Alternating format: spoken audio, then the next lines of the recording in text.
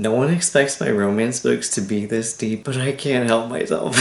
There's a lot of reasons for that, but the easiest way that I can explain it to you if you've never met me before is that I started off as a thriller writer. Yep, I write steamy romances now, but I was really into thrillers and I still kind of am. So yeah, my steamy romances do talk about deeper subjects like trauma recovery, physical and mental disabilities, LGBTQ plus identities, and the nuances of sometimes the problems that we run into that wouldn't happen otherwise. Just generally working through all these things in all of the ways that that impacts having a true love relationship, because I love to write about true love pairings. But there's a reason why I started writing like this, and I would love to tell you about it. Actually, the entire reason why I was inspired to become an author is because of thrillers. I originally liked a lot of different manga when I was a kid. I started off as a comic artist and a thriller writer. I created this thriller comic, but that comic I would never have thought possible if I didn't absolutely love Tokyo Ghoul. Actually, it's right here behind me. What I really liked about Tokyo Ghoul as someone with PTSD and going through a bunch of like medical treatments and including medical experiments that definitely didn't go very well. I was really intrigued by how well Ishida Sui incorporated all of that into a story that I felt was relatable but also very clearly fictional. It gave me something to look forward to because manga artists, they work their asses off, so like there would be new chapters so often, but that was something that I absolutely looked forward to after I had done some of these medical experiments and I had gone through a lot of different traumas because I was bedridden at the time and that was all I could do.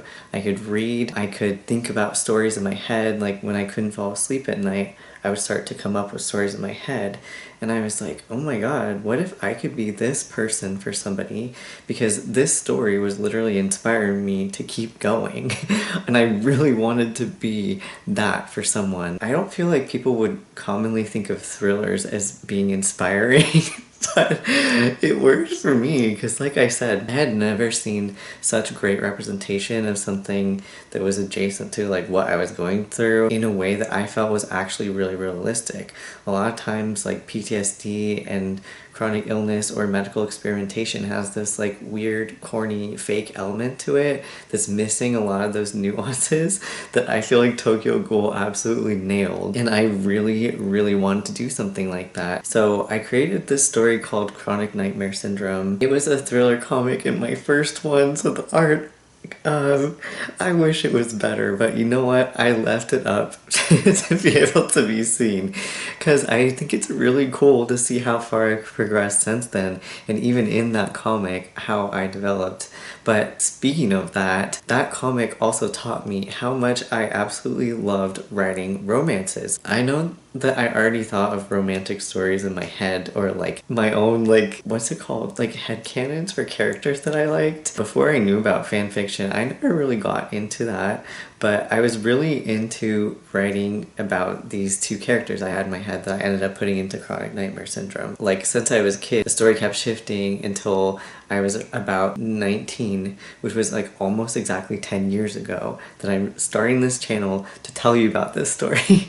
Because at that time, when I was super bedridden, all that I could do was think about this story. Because I really wanted to have a story that impacted others the same way that I felt like it was helping to save my life, I decided to look up if it would be possible to post comics online. And I discovered that webcomics existed and that I absolutely could do this from my bed. I could be the author I wanted to. So that reinvigorated my life force basically and taught me how to do everything. How to write a story, how to draw. I didn't know how to draw very well. Like, I had been practicing since I was a kid, but I still wasn't very good at it. Especially, I had barely done any digital art, so I taught myself through that comic how to draw digitally. And I did all of that from my bed that I could barely get out of just to go to the bathroom. I was on oxygen and everything. But that story inspired me to continue on to the next day and the next day. I was like, well, if I don't finish this story, who's going to finish it? And who is going to finish it for all these readers who are waiting to read the next page?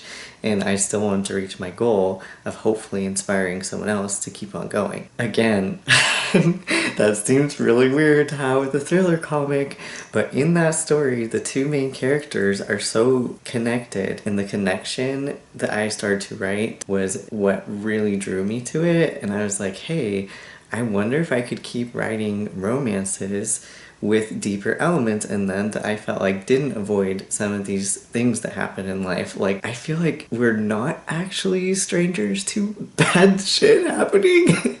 Like, we all go through things, so I don't feel like I can always relate to romance characters who have like super steady, like, privileged or unproblematic lives. Not in the unproblematic in the sense that they're rude, but I mean sometimes. I would relate more to characters who do have flaws and have things that they are going through that aren't the best. It's really interesting to me to take a relationship and see how that shifts when the conflict is also external and not just only about miscommunications. I created What Sexual, which I felt like kind of was in the middle of that. This comic taught me that I was holding things back about myself. So I came out as trans and pansexual through that comic. Talk about life-saving, that truly did save my life as well, which is what amazes me about fiction. But again, it's the deeper aspects about it that people were drawn to. So I think people do like the romantic aspects, but I really noticed the more that I would post, the more people would relate and comment about the mental health aspects. Because in that one, there's like anxiety, depression, and some discussions about self-harm and suicidal ideation. So it's a deep comic for like a silly, like LGBTQ plus. It's not that silly, but there's some goofy moments. I would say that is probably not what people would expect, am I right? Then it wasn't just me hoping to be inspired. I was seeing how other people related and was like, wow, I'm inspired by my readers, because I did not expect so many people to relate to these things that I related to in that massive level. That comic ended up having like over 40,000 subscribers. Never in my wildest dreams did I think people would be relating to the mental health aspect. I thought maybe some people would relate to the LGBTQ plus identities I have in here, but even that, like, the main character is trans, and it was like 9 years ago about that was not like a thing in webcomics or books. From there, I became really inspired to be like, hey, wait, I could make this a thing, like having romances where we see connections and people actually like caring and having compassion for each other, plus adding this representation of things that people go through in life that I don't want to ignore, because I know that ignoring things makes things harder for people to get through. That's why I have such severe PTSD symptoms, for example. Also, when I got diagnosed with OCD, I realized half of what I was doing for compulsions were me ignoring things and teaching my brain that, yeah, this is actually a real threat, when really it was easier once I stopped ignoring it to sort through all that stuff. So I started writing a bunch of books that you probably, even if you know me, haven't seen yet. I'm really excited to tell you about as I continue making videos for this new channel. They all have their own aspects of all of the subjects, and they all bring different little pieces to the table that are unique to each book. So I have a lot that have like LGBTQ plus identities, plus some mental health. I also have some that have chronic illnesses, like I can really relate to. As I kept writing all these romances, like My Shy Alpha with PTSD and OCD rep, and then the sequel to that, Freeing My Alpha. Also Resonance, which has some hidden in PTSD rep and the trans rep, of course. And a lot of my characters are bisexual, because I still don't see that a lot, and I want to have more representation like that. Through writing all these things, even books that you haven't heard about, I was still working on that first comic that I was originally inspired by. I ditched that as a comic, and now I bring it back as a book. That has gone through an immense journey and grown with me in so many different ways. Now it is a psychological thriller with this deep romantic plotline, and that might not seem like it worked, so I'm really interested to see what people will think about that. It has one of the deepest love stories I've ever written, if not the deepest one.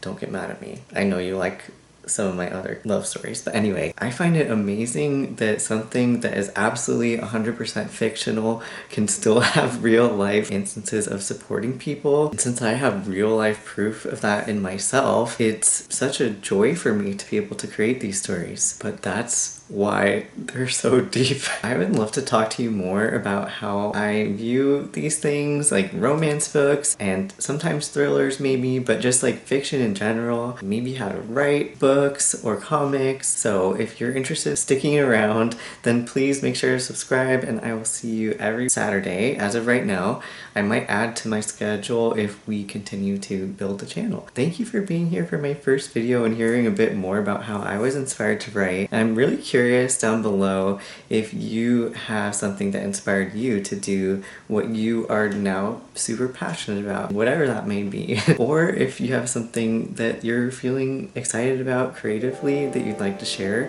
feel free to put it down below. I hope you're having a great day. Thanks for joining me, and I will see you next Saturday. Okay, bye.